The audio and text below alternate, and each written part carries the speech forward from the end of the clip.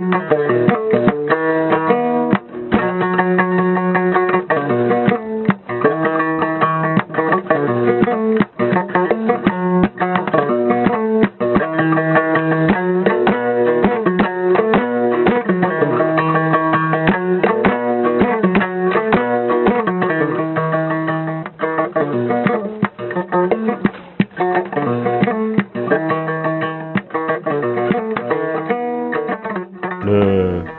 programme Pôle agro-industriel, c'est un programme qui a été initié dans le cadre du programme du président de la République, son Excellence Mohamed, le programme qu'il a présenté aux Nigériens.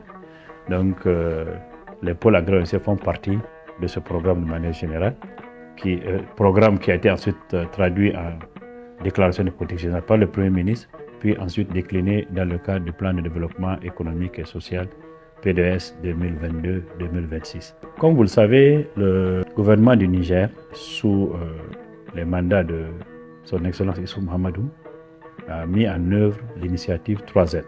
Cette initiative 3Z, la Nigérienne nourrice les Nigériens, a produit des résultats importants, notamment en termes d'augmentation de la production des principales cultures du Niger, ce qui a contribué grandement à améliorer la sécurité alimentaire des Nigériens.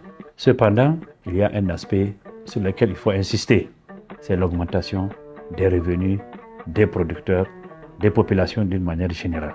Aussi, un autre aspect, ce que nous produisons ici est exporté en brut, pas beaucoup de valeur ajoutée. A contrario, nous importons des produits que nous aurions pu transformer sur place. Quand on prend par exemple l'huile, nous consommons beaucoup d'huile de palme qui nous vient de l'extérieur. Quand nous prenons même le riz, nous consommons beaucoup de riz qui nous vient de l'extérieur. C'est la même chose pour le lait, etc.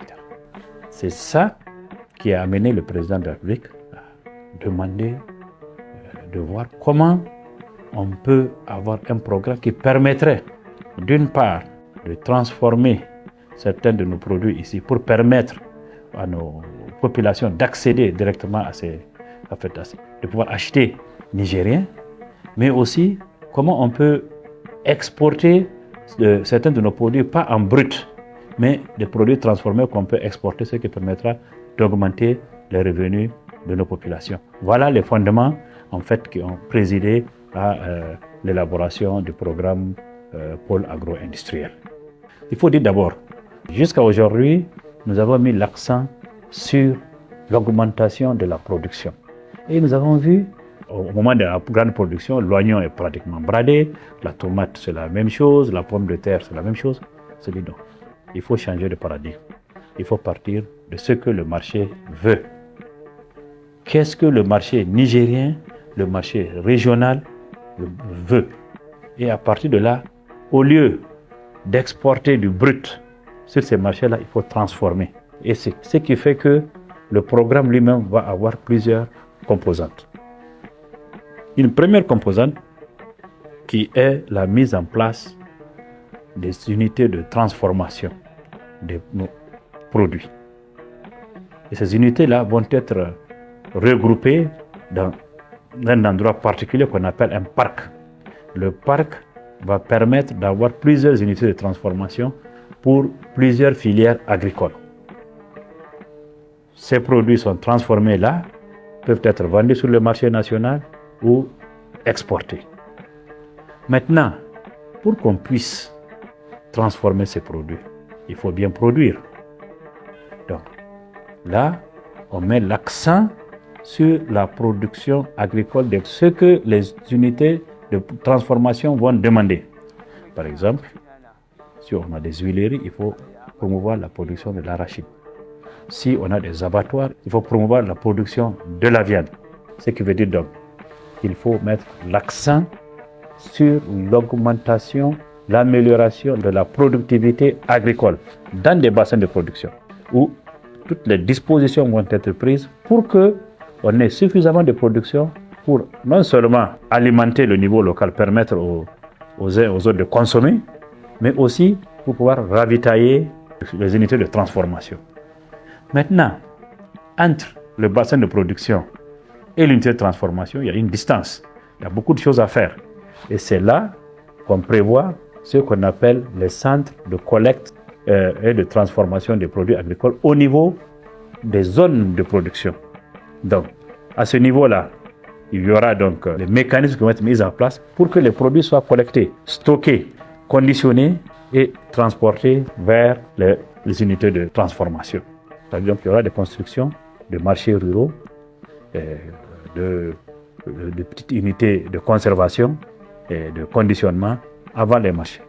Maintenant, en plus de cela, pour faire ça, il faut des pistes, il faut des routes. D'où intervient la nécessité de développer des pistes rurales. Et encore mieux, c'est que dans ces unités, on a besoin souvent de l'énergie.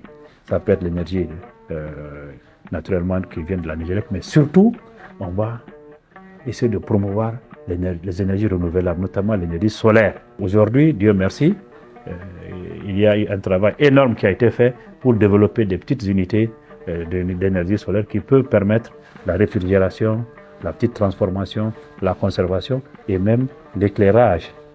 Et même au niveau de la production, aujourd'hui, on a beaucoup de matériel agricole qui peut utiliser des énergies renouvelables. Donc, voilà un peu le paquet.